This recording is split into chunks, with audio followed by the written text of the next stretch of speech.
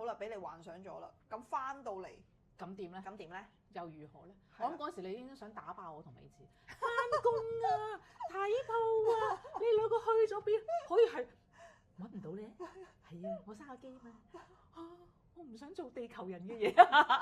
我唔想做地球人嘢嚇，看鋪嚇，我要同人講嘢。嚇咁飄，我哋飄咗上去啦！喂，落地啊，同人哋講到明快啲啊嘛，見唔到我，見唔到我，即係呢個係唔得咯。點解可以離地到去呢個地步？就係嗰陣時自己即係幻想到一個點，或者係逃避啦，嗯即係不得不講呢一個，嗯即係好似係揾咗個位去逃避咁樣，嗯就用咗靈性高維度好飄堅離地就去逃避咯。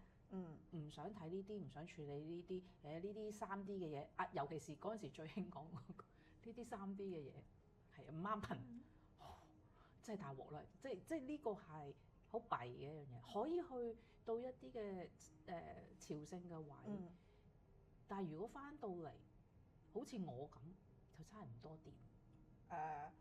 嗰個飄嘅時間，我諗都經歷咗幾年啦5年，起碼係啊，因為我嗱而家咁講，好似因為雪士達山，其實唔係，not because of 雪士達山 is because of me，係我自己嘅選擇嚟嘅嘅選擇，去咗嗰個位啫。嗯，如果我唔係咁樣選擇，就唔係咁。其實嗰個哪怕係一個雪士達山，定係埃及去咗富士山，係咯，富士山一樣啦，富士山都有 UFO，即係唔係嗰笪地方，嗯係嗰個人自己本身就攞咗個逃避位啫。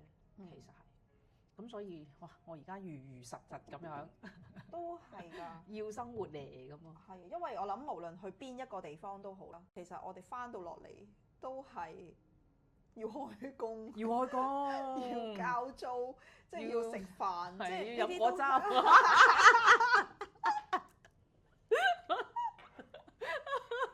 緊要，好緊要㗎，飲果汁真係好緊要㗎。